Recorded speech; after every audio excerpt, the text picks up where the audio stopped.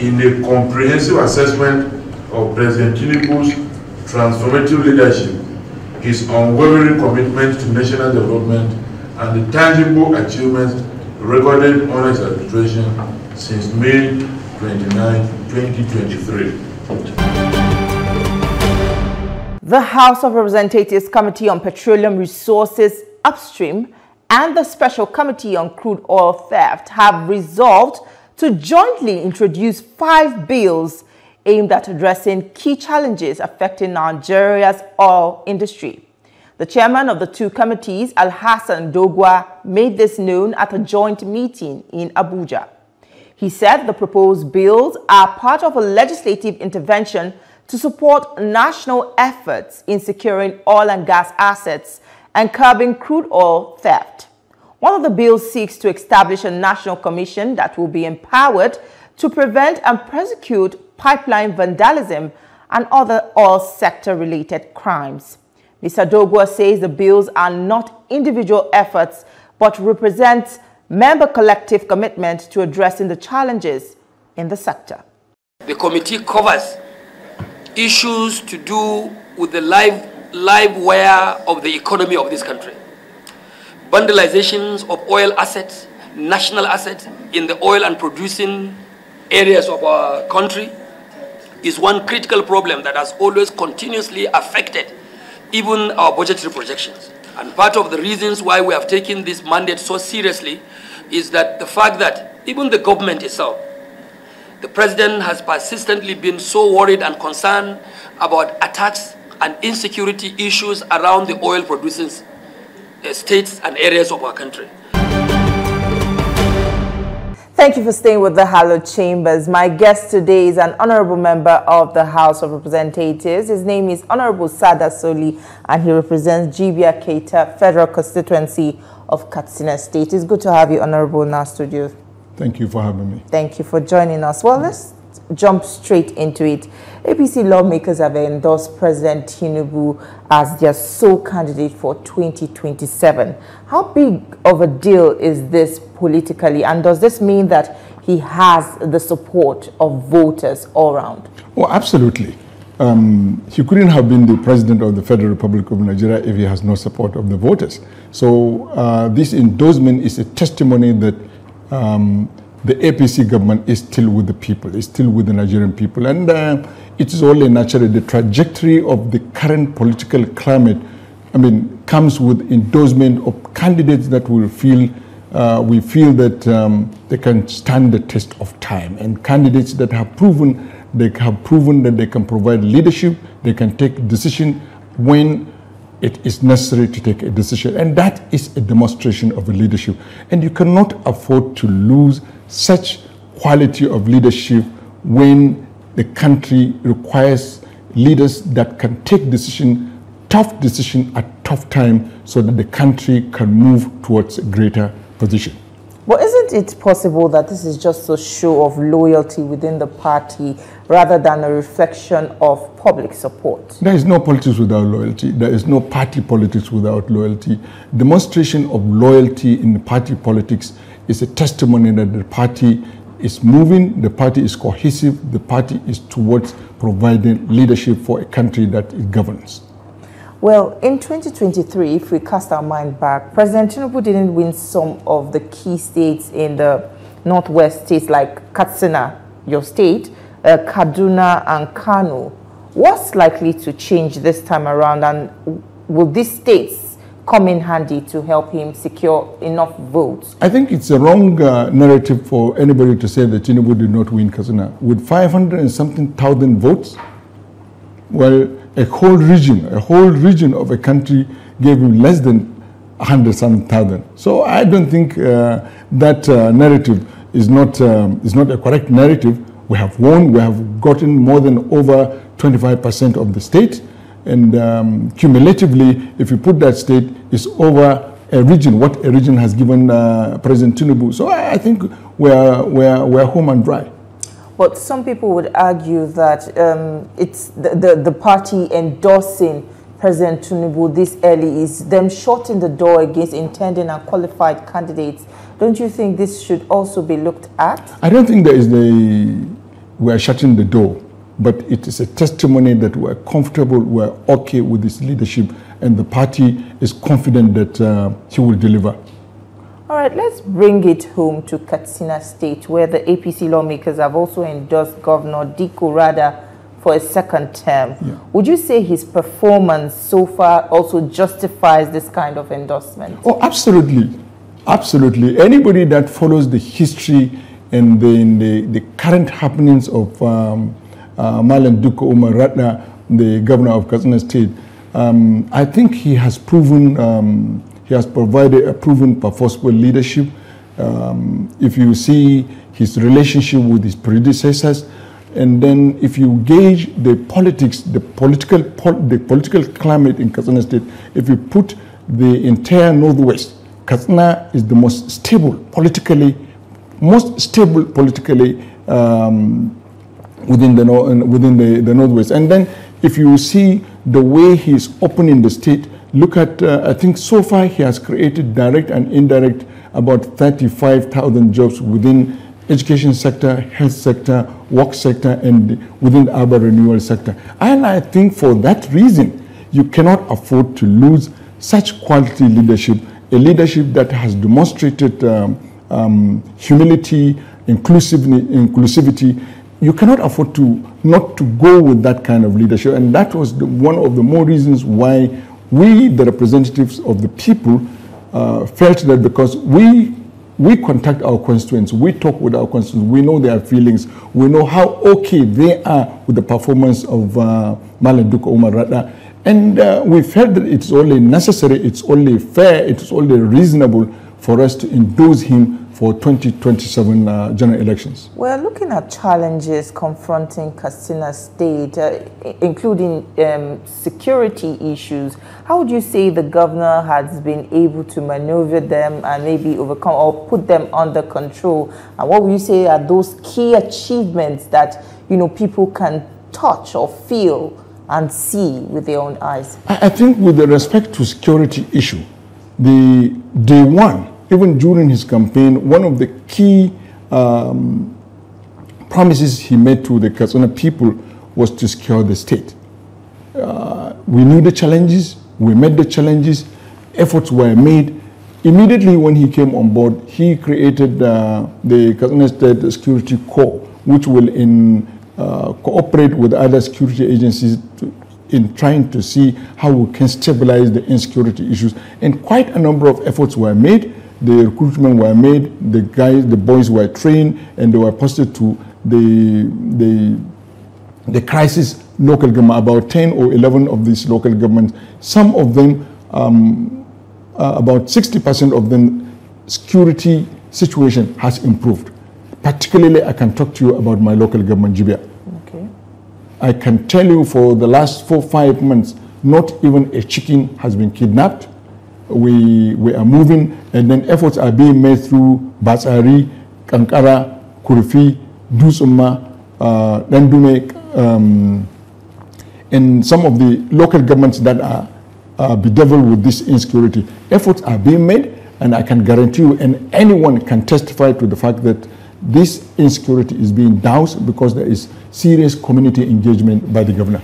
So how about other achievements by the government? There are quite a number of achievements. Like I know recently the governor established a new goat farm to boost production and genetics within the goat rearing scheme, where they are distributing about 40,000 goats to only women. And you need to understand the goat farming, because the gestation of how goats produce is so fast. If you give one woman 3 goats, coming 6, 7, 8, 9 months, you find that it will multiply. It will improve the economy of that household, and it will exit them. It will soften some of their difficulties in terms of taking care of the family and taking care of certain things that they do domestically. These endorsements, don't you think that this will deepen tension within the party, especially in Katsina State? I'm sure there will be intending politicians that may want to run for the office under the APC. Don't you think that this may create bad blood? No. It will even stabilize the party. It will give focus to the party. It will settle some of these hiccups that are in the party within the state. And let me be honest, let me just help you. When you have a performing leadership, why do you engage in changing it? You need stability, you need continuity, you need progress, you need consolidation. When all these things are absent, then what is the purpose of leadership? Just to change someone who has demonstrated that he can do it, who has demonstrated that he can provide leadership, who has demonstrated that he can remove people out of poverty. Mark you, only 2 years. 2 years created about 35,000 direct and indirect jobs by using the Smaden platform. Remember, he has an experience. He was the Director General of Smaden. And then he is bringing that kind of platform in Katsina State that will exit a number of households out of poverty. How do you change such kind of leadership? Where do you start? To start anew? Is that how we are going to provide leadership in this country? So what do you say about people who say governance is a continuum? Do you don't believe that other people have the capability of also continuing from where he stopped? Yeah, after 8 years. Somebody can come and continue. After 8 years, somebody can come and continue from where Maneduku Umar stops. We have no objection to that. But for now, where do you start? All these achievements that were made, you jettison them, then you bring new person. It's just like saying all these achievements that APC would jettison President Tinubu and bring someone. So is this sentiment shared among the common man? It's not a sentiment, it's a reality on ground. I told you every political climate has its own dynamics. The dynamics of this political climate is getting people that we feel that they have proven their leadership, they have proven that they can provide leadership, they have proven that they can take decisions when decisions should be taken. Why do you need to bring some people to start from afresh? Where do you start? Well, some people might argue with you, but we'll continue this discussion after this short break. Don't go anywhere. We'll still have more for you on the program. Stay with us. We'll be right back. The players, the drama, chess piece moves.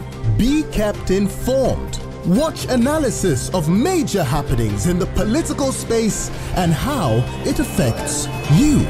Watch Politics on Sunday. We're glad to have you back. You're still watching the Hallowed Chambers, and we still have with us in the studio Honourable Sada Soli. Now, I would like to ask you, do you think the party has room for internal democracy, or is it just about endorsements?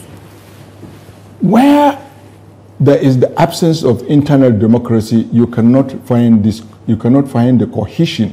The party members gather together, come on one platform, come on one agreement.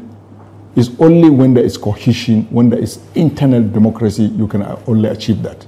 For the party even to agree to sit down in one room and take a collective decision is a testimony that there is cohesion, there is collectivity of ideas and acceptance of tangible opinion that this is the way forward. I would like to know how exactly the Katsina APC caucus arrived at the decision to back Governor Rada. What were the criteria to judge, his achievements to earn him that support? The criterion, one, proven leadership, community engagement, his efforts to secure the state security-wise, even in terms of energy security. Recently, he has approached federal government to hand over the first and ever wind power platform in the country. And the President Tinubu agreed to hand over that because electricity generation now is on concurrent list. Let's Katsina State try that so that we can also move forward. Remember, and he's making efforts with the proximity of Katsina State to Kano. Kano is a commercial center. Katsina is known to be a civil service state. He is moving Katsina State from civil service state to a commercial hub. taking advantage of Kano State and taking advantage of the rail line that is coming from Dutse, coming to Daura, coming to Katsina, then going to Jibia, then going to Niger Republic in Maradi. This is the vision.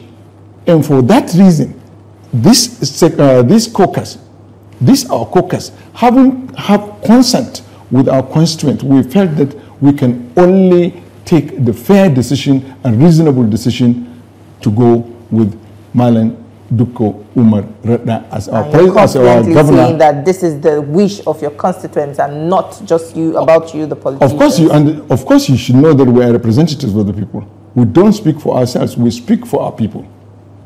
And don't mistake the fact that we cannot talk without the consent of our people.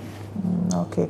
I would like to know, you spoke about him bringing his experience as the MD of Smedan into the governance of Katsina State. I would like you to go a little bit deeper into that. How has he brought his experience, to bear in the governance of Katsina State? Smedan's purpose is to create small businesses in the informal sector.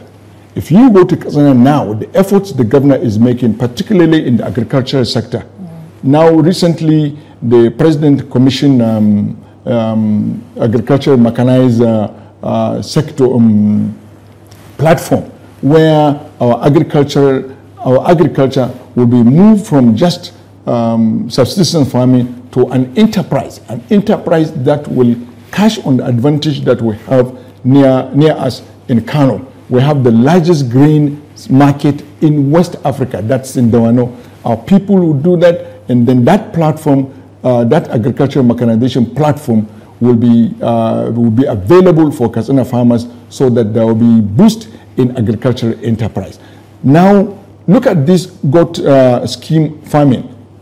It will create small household businesses in the area of livestock businesses, which is Katsina is known of that.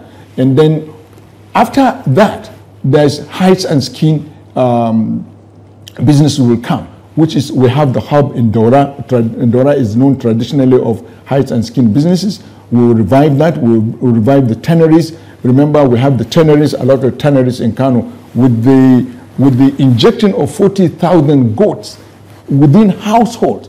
You can imagine how it will replicate in the next 12 months. You will be able to get about 100,000 goats there, and then they will be provided in the market. We will have, he is working on establishing a platform, and there is one village, is called Ladanawa. They will establish the modern slaughtering house there, where the meat will be processed, the hides and skin will be processed, and then will be exported.